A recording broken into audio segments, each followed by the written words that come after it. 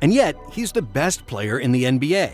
The Joker is the best passing big man in basketball history. He bends the reality of what's possible for a center and is the lowest drafted player to ever become the NBA MVP. This is the story of how the pudgy kid from Serbia became an NBA champion and one of the most unusual superstars in NBA history.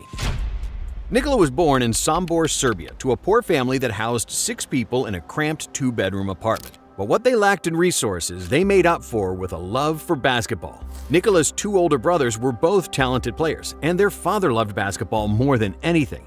But Nikola wasn't like them. He was a shy, introverted 10-year-old, short and chubby, and PE was his least favorite class in school. When his dad told him that he signed him up for his first basketball practice, Nikola cried and didn't want to go. He began playing the point guard position, and his coaches quickly realized that this chubby kid was pretty talented. Despite being the slowest kid in every game, Jokic could really play, and he soon fell in love with the game. However, when he was 14 years old, Jokic quit basketball. It wasn't that he didn't enjoy the game, but because he found something he cared for more than basketball: horses. Actually, I quit playing basketball when I was like 13, 14, and I was here for like 6 months. And then my dad needs to convince my trainer to put me back in basketball, so... Nikola would come to the local stables every day after school to clean and feed the noble creatures. However, his father made him return to basketball, saying that he might be able to buy his own stable someday. Jokic played really well in the youth ranks, and this caught the eye of the most influential basketball manager in Europe, Miško Ražnatović. Miško owned his own club called Mega, which he used as a training ground to develop talent, only to sell them later. Ražnatović found out about Jokic through the local newspaper and saw that he was averaging 20 points and 20 rebounds per game. But his first thought was that Jokic was just more athletic than everybody at that level, and that he was dominating because of his physical traits. So when he found out that Jokic was not physically dominant and was actually the least athletic player on the floor, the manager got fired up and demanded that this kid get signed immediately. Somehow, nobody really paid attention on this guy. This is the first and last player in the 27 years old history of the agency that we signed him without anybody seeing him. Without ever seeing him play, Ražnatović signed Jokic on the spot, something he hasn't done before or after. But this proved to be the best decision they both ever made. When he moved to Mega, Jokic started playing for their junior team, winning the MVP of the Serbian Youth League, making the first team All-EuroLeague team for juniors, and a silver medal at the Under-19 World Championship. But despite being really good, there was a problem. Nikola was too heavy to play professional basketball. Jokic couldn't do a single push-up, and he would get exhausted after the first quarter. When I first started playing basketball back home in Serbia, Belgrade, I really couldn't do a push-up. At the age of 17, he appeared in 5 games of the first Serbian league and averaged 2 points and 2 rebounds in 10 minutes per game. Mega's coaches gave him a nutrition plan, and they were killing him in practice to improve his conditioning, but Jokic barely shed any weight. They knew something wasn't right, and soon they discovered his kryptonite. Nikola was devouring a Serbian pasty called burek, like there was no tomorrow. Burek is very high in calories, and to make things worse, Jokic would wash it down with up to 3 liters of Coca-Cola every day. But what Jokic really needed was something healthy and something smart. The transition from junior to senior basketball is hard for every teenager, but luckily for Nikola, it coincided with the return of his older brother Nemanja from America. Nemanja Jokic played NCAA basketball for Detroit Mercy, and he could have been a professional if he didn't hang out with Darko Milicic.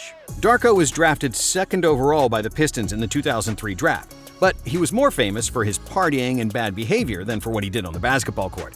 Nemanja experienced firsthand what can happen if a basketball player doesn't take basketball seriously.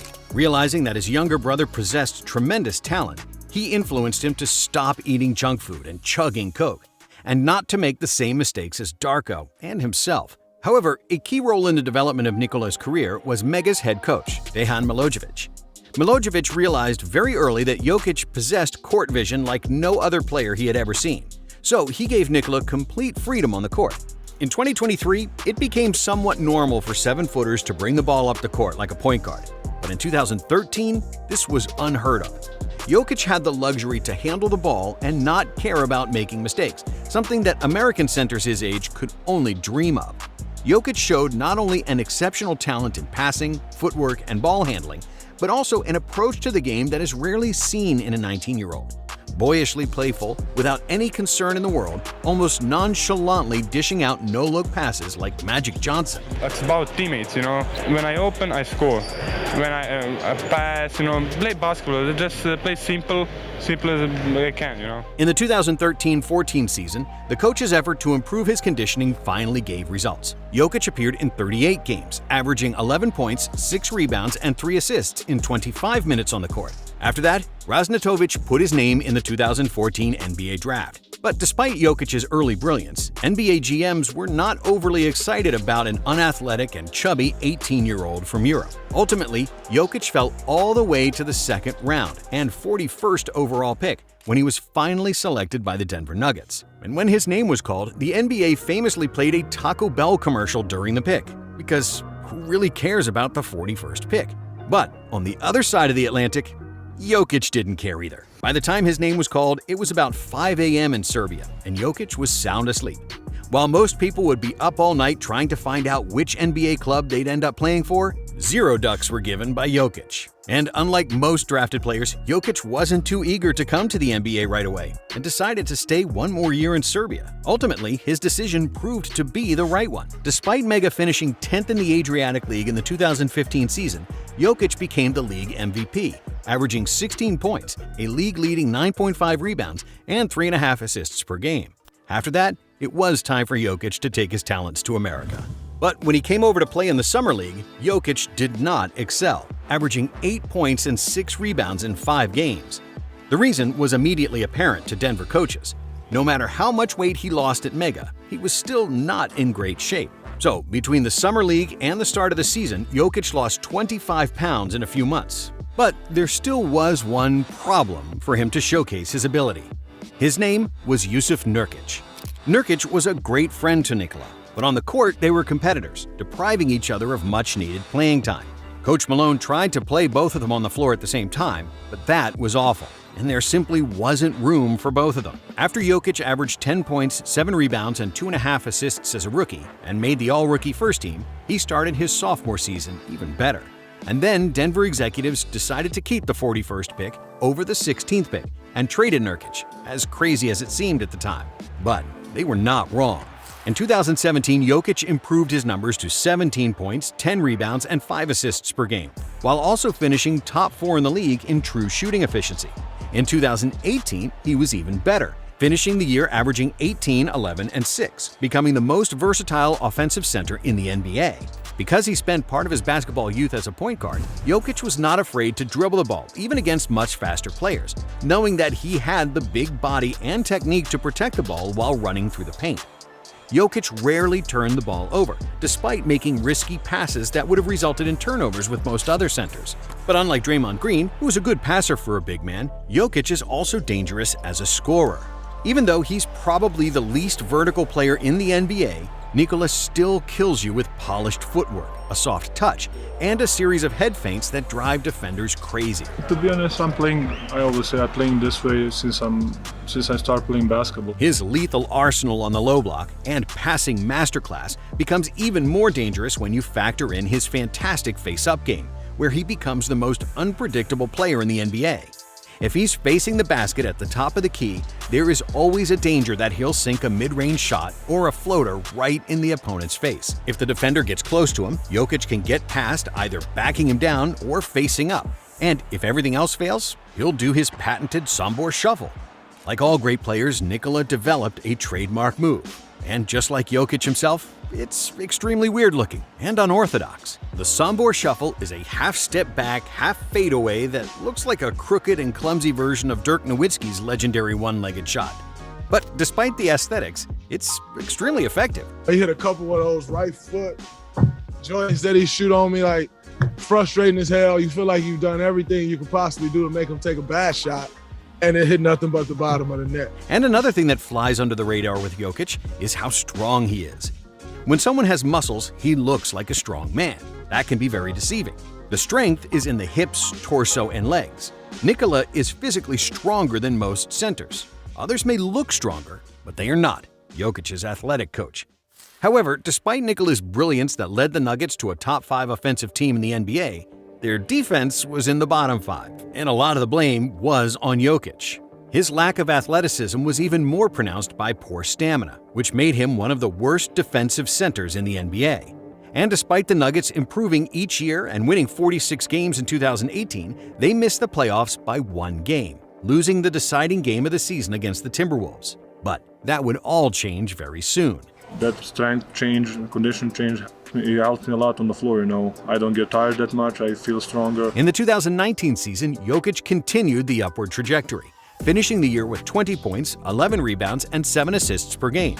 He made his first All-Star team and first-team All-NBA, and the Nuggets finished second in the West, making the playoffs after 6 seasons without an appearance. Denver won their first-round matchup with the Spurs, but they would lose in Game 7 against the Blazers in the second round, despite the Joker averaging a near triple-double. In 2020, Jokic made the All-NBA second team, but the Nuggets regressed, and nobody gave them much chance in the playoffs. And in the NBA bubble, things didn't start well, as Denver was losing 3-1 against Utah in the first round of the playoffs. But largely thanks to Jamal Murray, who got the better of Donovan Mitchell in an offensive duel for the ages, the Nuggets won the series in 7. In the second round against the Clippers, they were in the same hole, again falling behind 3-1 in the series. Then, against all odds, they did it again, made another miraculous comeback, and won another Game 7. Long distance from Murray. Only 11 different teams in NBA history came back after being down 3-1, and the Nuggets did it twice in the same playoffs. However, in the conference finals, the Lakers were too strong, and the Nuggets lost in 5 games. When the next season started, we noticed a significant change in the Joker's appearance. Usually after the season, he'd relax at home, eat tasty Serbian food, and drink Yalen beer. But this time, he came back after the summer break noticeably slimmer and didn't have to spend the first 2 months of the season on a diet just to get into basketball shape. I just wanted to change something, you know. I wanted to see, can I do it? Can I really change my body? And I lost a lot of pounds, and I feel much better, you know. Because of this, we've seen his game rise from an all-star to the superstar level, and his numbers skyrocketed. Jokic averaged 26, 11, and 8 for the 2021 season, shooting extremely efficiently from everywhere on the court. But most people already knew that he was an offensive wizard. Where Jokic made the biggest leap was his defense. He still wasn't a vertical rim protector like Rudy Gobert, far from it. But what he couldn't give the Nuggets with athleticism, he made up for in hustle. His smart positioning and long arms made him a plus defender when protecting the paint, and the Nuggets were 4 points better defensively with Jokic on the court. Because of his newfound conditioning, Jokic was second among all centers in steals, he was 4th in the entire NBA in deflections, and 12th in contested two-point shots. Jokic led the NBA in all the advanced offensive ratings, and because of his improved defense, he deservedly won an MVP award. But because Jamal Murray tore his ACL, Denver got swept in the second round of the playoffs. In 2022, the Nuggets didn't have Murray for the season, and they also lost Michael Porter Jr. after just 9 games. Without 2 of their 3 best players, Jokic almost single-handedly led the team to 48 wins and a playoff berth, with stats that were even better than the previous season. Nikola became the first player in NBA history with 2,000 points, 1,000 rebounds, and 500 assists in one season, which secured him a second consecutive MVP award. His backdoor passes, no-look dimes, and touch-and-go volleyball assists became an art form. And when you're talking about the beauty of the assist, there is nobody in the NBA who does it better than Big Honey. And while many people believed he couldn't improve after that, Jokic surprised the world again. For much of the 2023 season, he averaged a triple-double, eventually finishing just 12 assists shy of a triple-double season average. His conditioning is something that nobody can question anymore, as Jokic is regularly outrunning most centers down the floor, usually handling the ball and setting up teammates in transition. But what went under the radar is how efficient Jokic was, and that he had the most efficient shooting season in NBA history. There have been only 5 players in NBA history with a true shooting percentage over 70% for the season. And while Jokic's 2023 season is 5th on that list, everybody who is above him on that list is a center whose offensive diet largely consists of dunks, like Rudy Gobert, Mitchell Robinson, and Tyson Chandler. In 2023, Jokic only had 23 dunks, and his scoring output was mainly floaters, jump hooks, and mid-range shots. Where Jokic is by far the best in the league is in shots between 3 and 10 feet to the basket, which he's hitting with an insane 65% efficiency. While Joel Embiid won the MVP over Jokic, many would argue that it's because of voter fatigue, as Nikola once again led the league in almost all advanced metrics. An unprecedented hype around the 2023 MVP race saw many people lobbying for Embiid to get the award, mainly Kendrick Perkins, who accused Jokic of stat padding, along with some very stupid racist remarks, which is better not to get into here. What does 100 triple-doubles mean to you? I mean, when you start batting, it's easy, so. But what's maybe even more impressive than Jokic's triple-doubles is that he doesn't care about the individual awards. He's all about the team's success. When the reporters asked him about becoming the first player since Larry Bird who could win 3 consecutive MVP awards, Jokic nonchalantly responded, "Larry can keep the record, I don't care. I bet Bird doesn't even know where his MVP trophies are." While Embiid publicly demanded to win the award, Jokic kept his mouth shut and continued praising his teammates. You'll never hear Nikola talk about his accomplishments. And since Tim Duncan, there hasn't been a more humble and low-key superstar. Win on 3. 1, 2, 3. Win. Jeff, are you pumped? You're getting so much better at this. He is. I love it. But when the playoffs started, Jokic showed everyone who the real MVP was.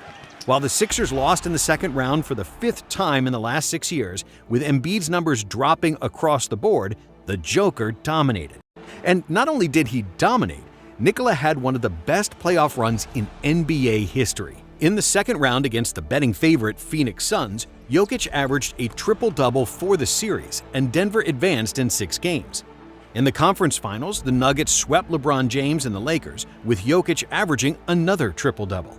And then in the finals against Miami, the Joker averaged 30, 14, and 7, leading the Nuggets to their first NBA title and winning the Bill Russell Finals MVP trophy, becoming the lowest drafted player ever to win the award. With 30 points, 13.5 rebounds, and 9.5 assists per game in the playoffs, Nikola became the first player in NBA playoff history to lead all players in total points, rebounds, and assists.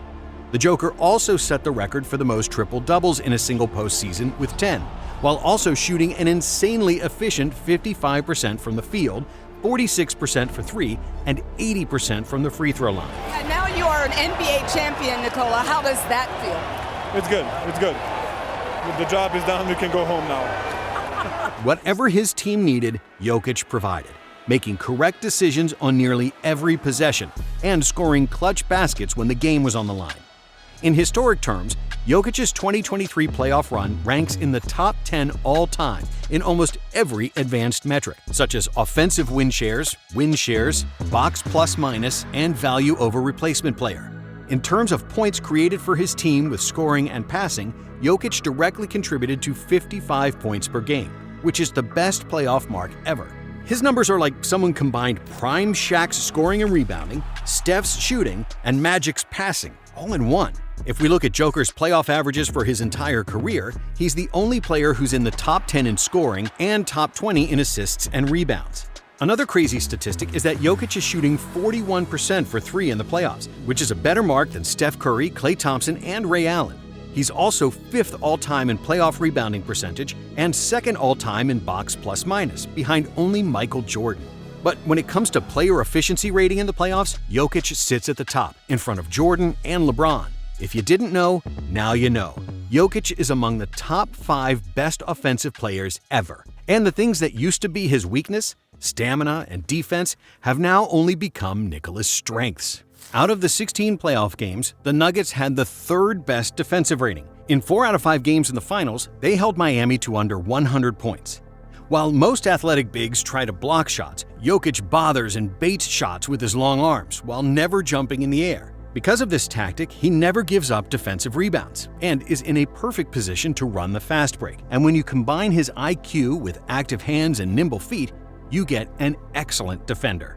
In the 2023 playoffs, opponents involved Jokic in over 40 pick-and-rolls per game, which was 8 more than any other player.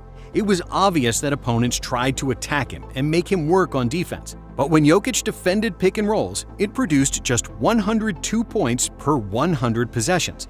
That's a better mark than Jaren Jackson, Anthony Davis, and Draymond Green, and they are the best defensive big men in the NBA. Jokic has signed 2 maximum deals so far, and he's likely going to sign the 3rd one, which will make him the highest paid player in NBA history.